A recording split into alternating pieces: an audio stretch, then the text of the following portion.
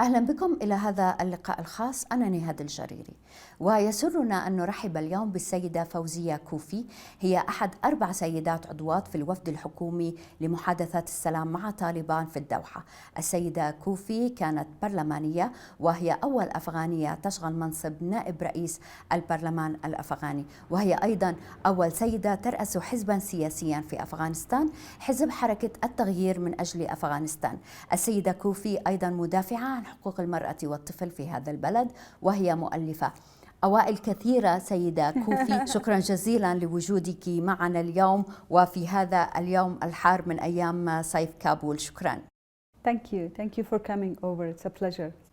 سيدة كوفي، لنبدأ من البدايات. متى تتوقعين العودة لمحادثات مع طالبان، وماذا تتوقعين أن يحدث اختراق أو إنجاز في هذه المرة المقبلة، إنجاز التعبير؟ Since the negotiation began in September 2020, they have never actually paused or stopped completely. There has always been some break because both sides wanted more consultations with their relevant superior or leaders, but the talks have always continued. The problem is that the talks have not been productive and result oriented to meet the demand and expectations of the people in Afghanistan. ومتى ستكون الجلسة المقبلة سيدة كوفي؟ We have a team in Doha which actually meet Taliban. We come to visit our family on rotation. So I am here to visit my family. I will be going to Doha soon. But there are our team, my colleagues, who meet the Taliban on various issues. And there is like meetings going on. But as I said before, comparing to the fact that there is an increased level of violence in Afghanistan, people losing lives, devastation in terms of humanitarian crisis, people actually expect a result in terms of ceasefire or reduction in violence. ساعديني أن نفهم سيدة كوفي، بما أن الطرفين وافقا على الجلوس والاجتماع والتفاوض، ما هي النقاط الصعبة التي لا تتفقون عليها؟ لماذا لا نرى تقدما في هذه المحادثات؟ From our side, we have proposed political power sharing. From the Taliban side, they have proposed constitution rewriting of constitution, even not review of the current constitution. But before we go to that, we need to agree on common principles, issues that people of Afghanistan are worried about, issues such as, for instance, elections.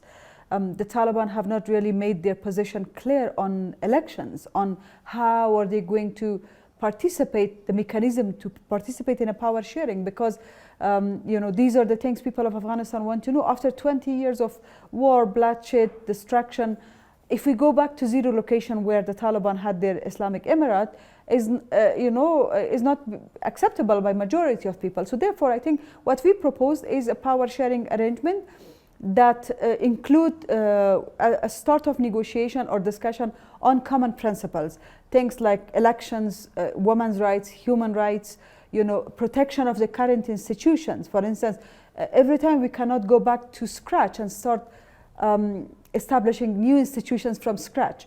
But the Taliban think that they only want to start rewriting of the constitution, and until we rewrite the constitution, they want the older, very older version of the current constitution. So there are differences of views on core principle issues. وكيف ترين حلا لهذه المسائل؟ لأن هذه المسائل تقع في صلب عقيدة طالبان. Well, we know that Taliban actually want a theocracy, a government of religious people only, which in many parts of the world it is not practical anymore. Afghanistan is not, cannot live in marginalization with the rest of the world. If the Taliban, the Taliban need to look at how their relationship with the rest of the world will work if they try to come to power not through a political settlement but through a military settlement? How are they going to sort out the issue of legitimacy? How are they going to work with the rest of the world? How are they going to work with their own people if they try to impose their own views? So giving all the obstacles that the Taliban will face if they try to take over militarily, I think they have to listen, really. They have to listen to what people of Afghanistan want, what our partners, the international community want, what our neighbors in the region want. If you look at the rest of Muslim countries, these are the discussions we have had with Taliban. For instance, Muslim countries like even Indonesia, Malaysia, the biggest Muslim country in the world is Indonesia. Look at the way they govern. So to go back to this theories of Islamic principles, which in many occasions are disputed also among Islamic scholars, how are you going to impose those ideas in a country which has already transformed so much from a nation points of view? So we're hoping that with the leverage we have, international leverage, the public leverage, we can use that to convince Taliban that they will not be able to bring sustainability to a military means. So the only way forward is negotiation. كيف ترين أن هذا النفوذ الدولي سوف يساعدكم؟ نرى اليوم أن طالبان كل يوم تسيطر على ولاية أخرى، على محافظة أخرى، على منطقة أخرى، حتى أنهم أخذوا بادخشان مسقط رأسك سيدة كوفي. I must say that actually nobody is taking control. In Badakhshan, for instance, our definition of control is just if you just put your flag in a place in a mountainous area and you claim that you're controlling, that is not controlling. In many parts of Badakhshan and a lot of parts of Afghanistan, they were actually not defeated. There was no confrontation, there was no military confrontation, there was no actually nobody to confront them, and so they went and took over. Because I think it's not because the Taliban are strong. I think it's because, unfortunately, our government has been weak in planning to defend their territory, their people.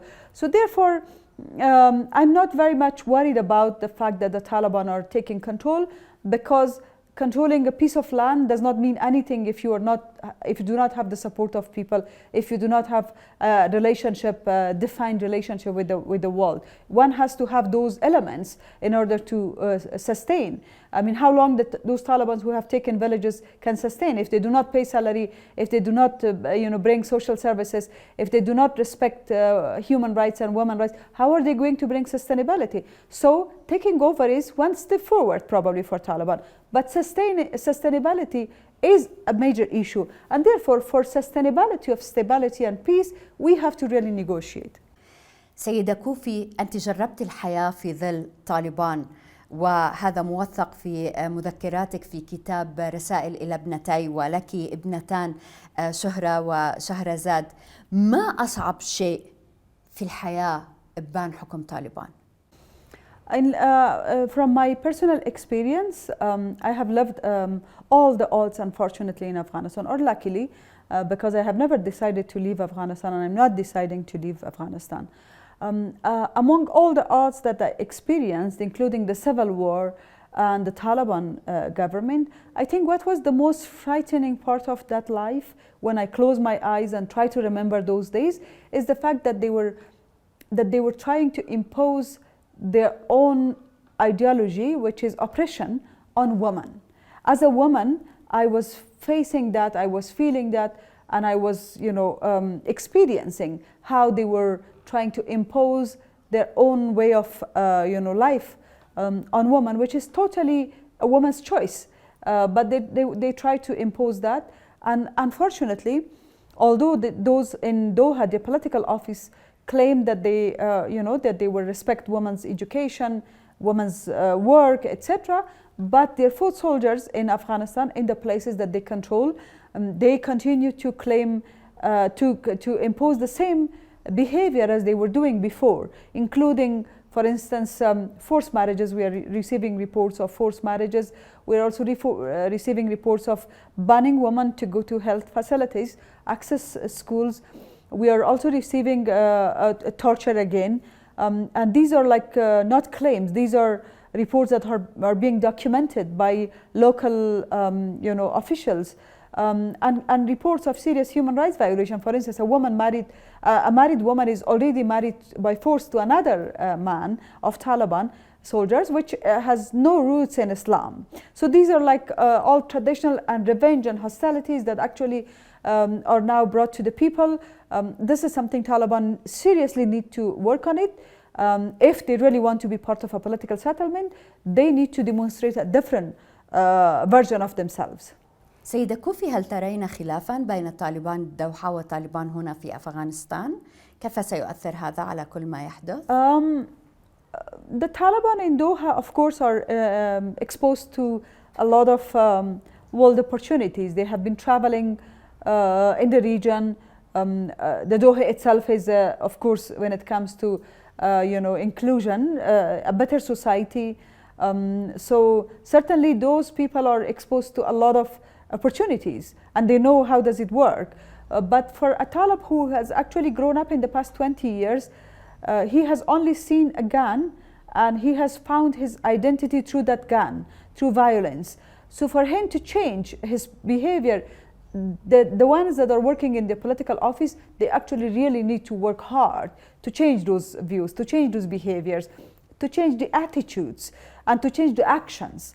They have to really work hard, because from what I see, for instance, in Doha, in the negotiation, the Taliban actually gave some level of respect and acceptance to me and to my other fellow negotiators, including women, and we are regarded as politicians. But the question is, are they going to do the same when I travel, for instance, to a village controlled by Taliban here in Afghanistan? Will Taliban behave the same way as their political office behave? That's a major question, not only to me, to other women and girls in Afghanistan. So therefore, I think women and people of Afghanistan have valid concerns, and therefore Taliban really need to take bold steps to address these concerns. من الأمور حقيقة التي تؤرقنا نحن في الشرق الأوسط هي العلاقة بين طالبان والقاعدة، ونحن نعلم عن تاريخ طالبان مع القاعدة وكيف أن طالبان وفروا ملجأ وملاذا للقاعدة. الآن طالبان يقولون إنهم لن يسمحوا للقاعدة بالعمل في أفغانستان أو من خلال أفغانستان. هل هذا حقيقي؟ هل هذا ممكن؟ كيف نضمن هذا؟ This is a question the Taliban should actually answer, but from what I know is that in a situation where institutions are weak, where we have so many vulnerabilities, where Afghanistan soils are used for transit of these military extremist groups, not only Al-Qaeda but other military extremist groups in the region.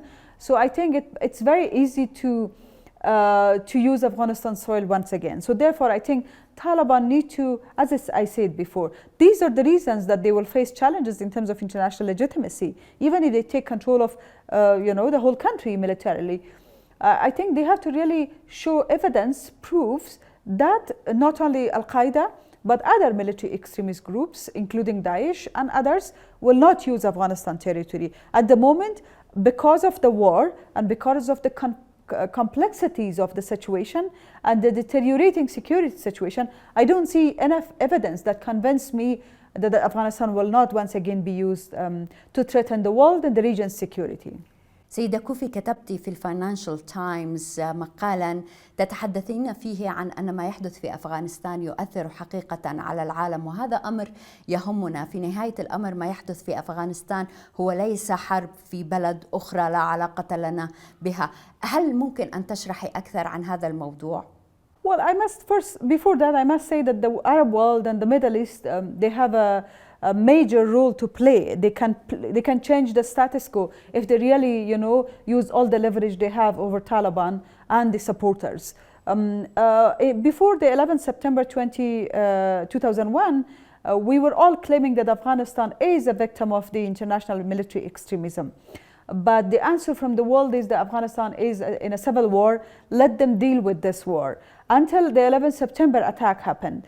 And then the world realized that it's not a civil war, that Afghanistan is used as a vulnerable country, and we as Afghans have been in full front of this war on military extremism.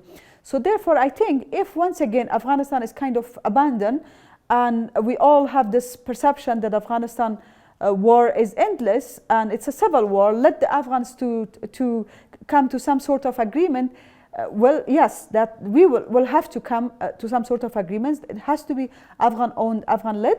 But if the international community kind of turn their face from Afghanistan, it is not going to work that way. It will sooner or later get to their borders, even more serious and worse than before, because in the past 20 years, there has been war.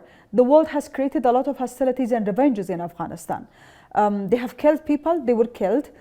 So therefore, all these countries that have been in a way or the other engaged in this situation in Afghanistan in the past 20 years, they will be vulnerable. And therefore, I think it's right to say that the Afghanistan security is not just a border issue or limited to the boundaries of Afghanistan. It will sooner or later reach the world if we do not really put all our energy and all our resources for a political settlement that is acceptable.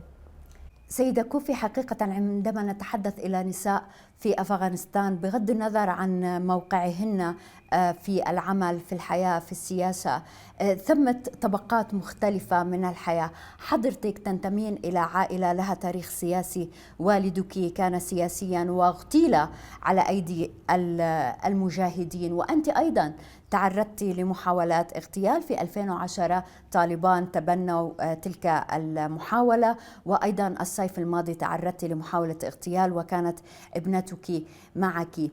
الآن إن اقتربت طالبان أكثر وأكثر من كابول، ماذا ستفعلين؟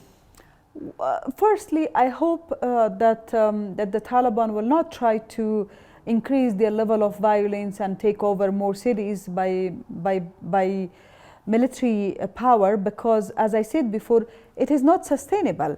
Let's remember that before 2001, Taliban were almost controlling 95% of Afghanistan territory, but it was not sustainable because it didn't result stability. Sooner or later, there will be some level of resistance internally against them. When the 11th September attack happened and the international community came and the government of Taliban collapsed, nobody thought the Taliban will actually re-emerge. It was only after the Iraq war that actually Taliban started re-emerging 3 years later, and now they are a reality of Afghanistan. Not all reality, one part of reality of Afghanistan. So even if Taliban try to control militarily, maybe in 6 months' time, 1 year's time, later or sooner, they will be facing some military confrontation. So therefore, the solution is not take over. But in the worst case scenario, let's think that they will take over major cities. It's going to be a crisis, not only for citizens, for women in particular, because they have been so outspoken, vocal, being in the full front of all these principles of a prosperous life for their people, democracy, vowing and working for these values of respecting rights, equality, justice. So I think they will be in full front of risks again, and therefore I think we all have to work. The solution is not to give visas. Yes, it's important to protect those who are at risk, but the solution is not to announce that we accommodate 100,000 Afghan refugees, we gave visas to 10,000 Afghan refugees. We appreciate that, but why don't these countries invest to work our country with us, to work our country, be a better place for us instead of issuing visa for us? So therefore, I think we all have a global responsibility towards Afghanistan. السيدة فوزية كوفي، شكرا جزيلا لوجودك معنا. Thank you. Thank you.